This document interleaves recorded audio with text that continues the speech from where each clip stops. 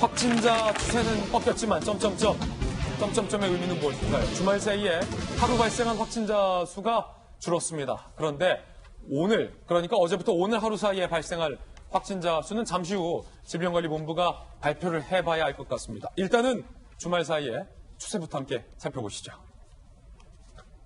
코로나19 국내 확진자 현황을 보시면요. 계속 500명, 800명, 400명, 400명, 500명, 400명 선으로 증가를 했다가 주말 사이에 처음으로 200명대로 최근에 확진자 수가 주춤했습니다. 그나마 다행입니다. 하지만 여전히 300명 가까운 숫자는 많다라고 볼 수 있겠고요. 이로써 대한민국의 코로나 확진자 수는 어느새 7,000명을 넘어섰습니다. 7,313. 사망자는 밤사이에 한 분이 더 나와서 쉬운 한 분이 사망자가 됐습니다. 밤사이에 사망한 분에게 그리고 지금까지 사망한 모든 유가족들에게 다시 한번 애도의 뜻을 돌직구쇼에서 표합니다. 대구는 5,481, 경북 1,081, 경북도 많습니다. 경기 141, 서울 120, 경기 서울 모두 100명 넘어섰고 충남 98, 충남 98, 부산 97, 경남 83. 지금 충남과 부산도 100명을 앞에 두고 있는 상황입니다. 집단 감염의 경우도 갈수록 증가하고 있습니다. 이 말은 이제는 신천지와 상관없이 지역사회의 집단 감염 케이스까지 우려가 되고 있다는 얘기, 실제로 나오고 있다는 얘기. 특히 이 줌바 댄스 얘기가 오늘 지금 아주 중요하게 다뤄지고 있는데 많은 언론에서 줌바 댄스 발 감염이 전국으로 확산되고 있다. 정부 세종청사에서도 확산자 나왔고요. 강릉까지 퍼졌다. 강사와 수강생 합쳐서 전국에서 106명이 확진됐다. 줌바 댄스 강사들의 워크숍이 있었는데 그게 화근이었다는 거죠. 205명 사는 괴산 시골 마을에 10명이 확진됐고 도대체 저 괴산 시골 마을까지 어떻게 바이러스가 갔는지 의문입니다. 대구 문성병원은 이틀 새 14명 추가 확진됐고 서울의 백병원은 아예 병원이 폐쇄가 됐습니다.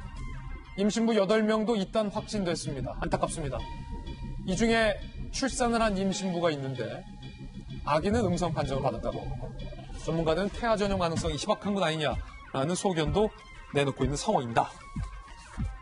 김정기 교수님, 네. 7,000명이 넘어섰다는 소식에 다시 한번 가슴을 움켜쥐게 되는데 확진자 증가 수가 200명대가 됐다는 거에 조금은 안도를 하는 뭔가 모순적인 상황 어떻게 보십니까?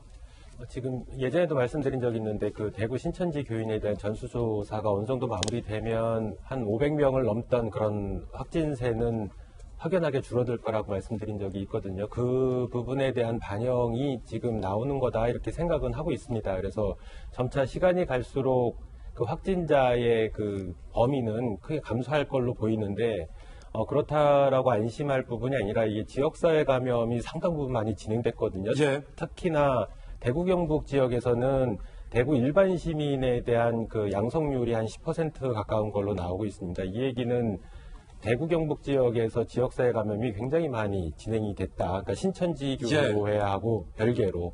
그래서 이 부분에 대한 어떤 그 뭐 역학조사라든가 방역은 철저히 해야 될 것 같고요. 그러니까 지금 대구 경북 특히 대구 지역과 기타 지자체는 약간 별개로 방역을 실시해야 될 것 같은데 대구 쪽은 아직도 확진자가 많이 나오기 때문에 기존에 하고 있는 것처럼 어떤 세밀한 역학조사보다는 그 빨리 확진자를 찾아서 봉쇄하는 이런 정책들, 그러니까 얼른 신속한 감염자를 빨리 찾아내는 게 급선무라고 생각을 하고요. 반면에 다른 지자체 같은 경우에는 아직까지는 보건 인력의 여력이 좀 있을 걸로 보입니다. 그래서 지자체별로 그 세밀한 역학조사를 시행을 해야 될 것 같고요. 그래서 지금 소규모 집단 감염 이런 말을 쓰고 있는데 그 실제로 보면 소규모가 아니거든요. 지금 줌바 댄스 같은 경우에도 소규모가 아닙니다. 소규모 아니다. 일선 그 요양병원이라든가 병원 내 감염 같은 게 말로 대구 경북 지역에 비해서 굉장히 적다라는 부분이지 소규모가 아니에요. 언제든지 지금 이제 발생하고 있는 그런 확진 건수가 이 순간에 잘못 방역을 하게 되면 과거 대구 신천지와 같은 대규모 집단 감염으로 발전할 가능성이 굉장히 높습니다. 그래서 이 부분에 동선이라든가 이런 부분에 대해서 세밀한 역학조사가 반드시 필요할 것 같고요. 그래서 이런 부분을 잘 고려를 해서 그러니까 중앙정부의 그 보건당국과 지자체의 보건당국이 굉장히 긴밀하게 협력을 해서 불협화음 없이 신속하게 이런 방역을 수행을 해야만 앞으로 지금 안정화되고 있는 이런 추세를 좀 지속할 수 있지 않을까 이렇게 생각을 하고 있습니다. 특히 앞서 말씀드렸던 것처럼 서울 백병원 같은 경우는요. 응급실과 외래, 입원병동 일부를 폐쇄 조치까지 한 경우가 나온 겁니다. 질병관리본부의 이야기 들어보실 텐데 의료진 노출, 의료기관 노출이 가장 위험한 시나리오다라고 여전히 위험성을 경고했습니다. 들어보시죠.